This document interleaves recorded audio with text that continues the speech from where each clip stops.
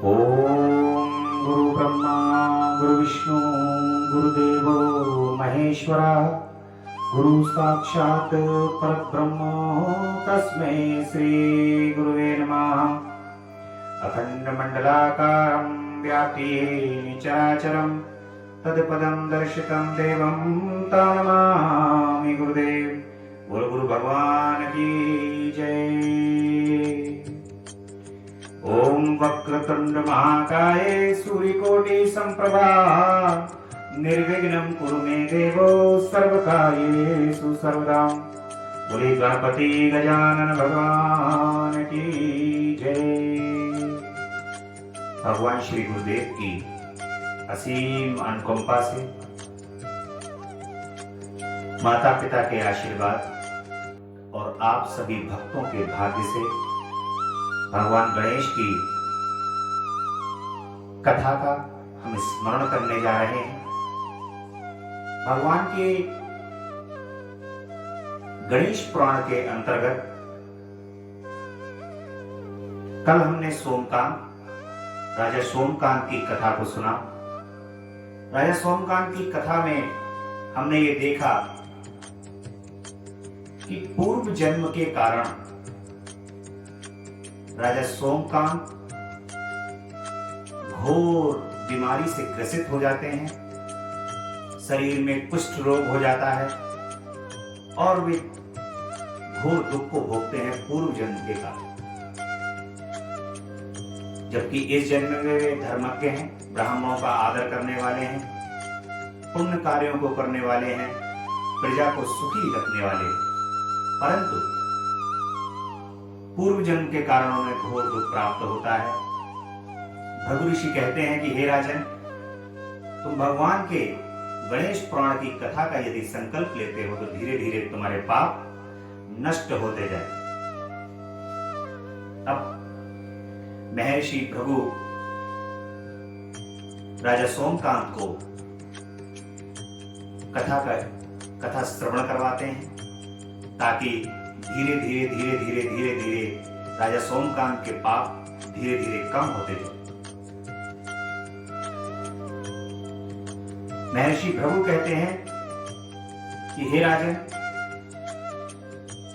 ब्रह्मा जी द्वारा गणेश जी की आराधना की गई। एक बार की बात है, ब्रह्मा जी स्वप्न में भगवान गणेश को देखते हैं कि एक वट वृक्ष है, उस वट वृक्ष पर एक सुंदर सा बालक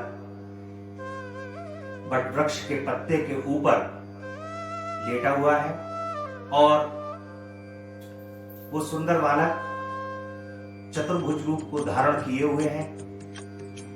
चंद्रमा जिसके मस्तक पर विराजित है,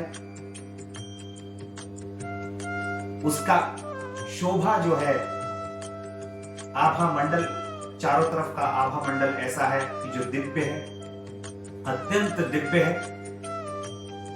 और उस बालक के दर्शन कर करके ब्रह्मा जी कृत हो जाते हैं और ब्रह्मा जी उस बालक के निकट जाते हैं।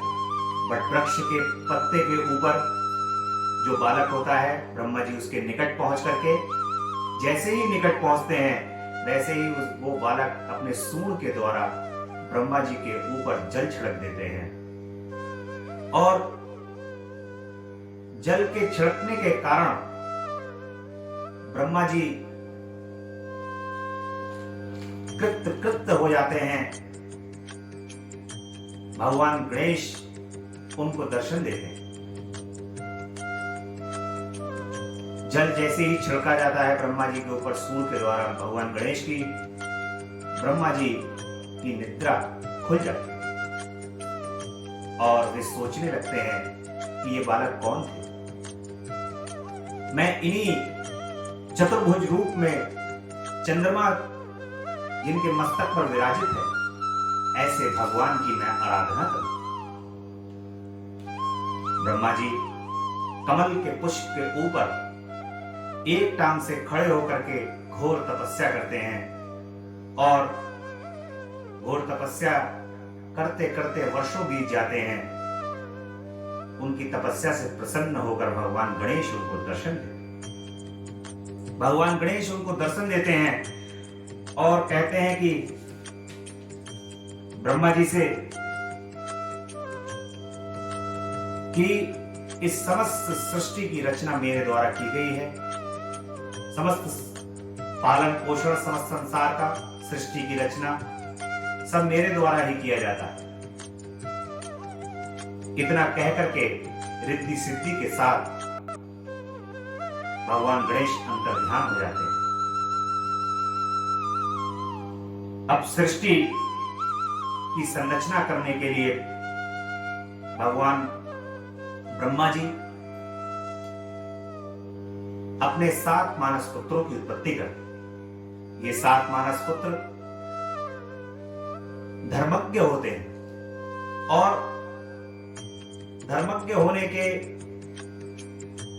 साथ साथ तपस्वी होते हैं, परंतु ये सृष्टि की संरचना को करने में असफल है। ब्रह्मा जी ने इसके अतिरिक्त और 7 मानस पुत्रों की उत्पत्ति की। जब ये पुत्र उनके सृष्टि की संरचना करने में असफल रहते हैं और 7 मानस पुत्रों की उत्पत्ति कर देते हैं।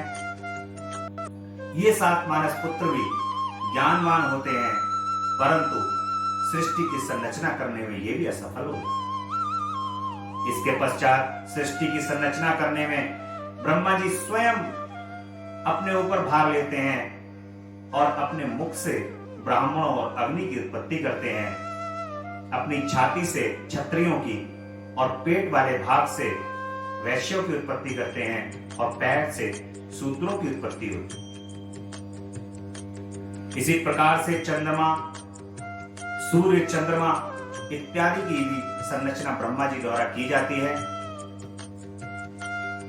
और ये सृष्टि भगवान गणेश के दर्शनों के बाद ब्रह्मा जी द्वारा की जाती है। इसके अतिरिक्त जब कुछ समय बीत जाता है, भगवान विष्णु निद्रा में चले जाते हैं। भगवान निद्रा में जाते हैं और उनके कर्ण से 2 दैत्य उत्पन्न हो जाते हैं और वो दैत्य मधुकैटभ हो जाते हैं। अब वो मधुकैटभ दोनों दैत्य निकल करके कहते हैं ब्रह्मा जी से कि मैं ब्रह्मा जी का सेवन करूंगा, इनको खाऊंगा। ब्रह्मा जी घबरा जाते हैं और वो देवी योग निद्रा का आह्वान करने लगते। देवी योग निद्रा से कहते हैं कि हे देवी, भगवान श्री हरि को जैसे ही हो सके वैसे उस प्रकार से आप उनको निद्रा से जगा दीजिए, वरना ये दोनों दैत्य मुझे खा जाएंगे। हे देवी, आप तो जगत का कल्याण करने वाली हैं। हे जगदम्बा, आप हमारा कल्याण करें। देवी योग निद्रा ब्रह्मा जी की इस प्रार्थना को सुनकर के भगवान विष्णु को निद्रा से जगा देती हैं और भगवान विष्णु निद्रा से जाग जाते हैं। भगवान विष्णु के निद्रा से जागने के उपरांत भगवान विष्णु कहते हैं कि मैं इन दोनों दैत्यों से, जो मेरे कर्ण से उत्पन्न हुए हैं, इन दोनों से मैं युद्ध करूं। भगवान विष्णु दोनों दैत्यों से युद्ध करने के लिए उनके समक्ष पहुंचते हैं। जैसे ही वो उनके समक्ष समस्त आयुधों से शंख, चक्र, गदा, पद्म को धारण किए हुए भगवान जैसे ही वहां पहुंचते हैं तो शंखनाद करते हैं।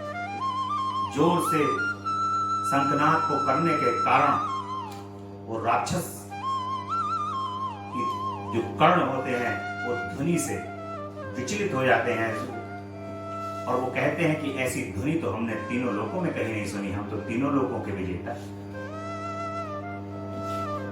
तो महाराज यहां पर यह भी कहना चाहूंगा कि जो लोग अपने घर में पूजा करते हैं, हिंदू धर्म और हिंदू संस्कृति को मानते हैं, वे अपने घर में शंख की ध्वनि अवश्य करें, क्योंकि शंख की ध्वनि करने से सभी प्रकार की नकारात्मक ऊर्जा का नाश होता है, सकारात्मक ऊर्जा का प्रसार होता है। तो इसलिए सभी पूजा में शंख का अवश्य नाद करें, शंख अवश्य बजे। भगवान के अगली कथा के भाग में हम सुनेंगे भगवान की मधुकैटभ के साथ किस प्रकार से वो युद्ध करते हैं और भगवान गणेश की किस प्रकार से स्तुति करके उनका आशीर्वाद प्राप्त करते हैं। ये हम कथा के अगले भाग में सुनेंगे।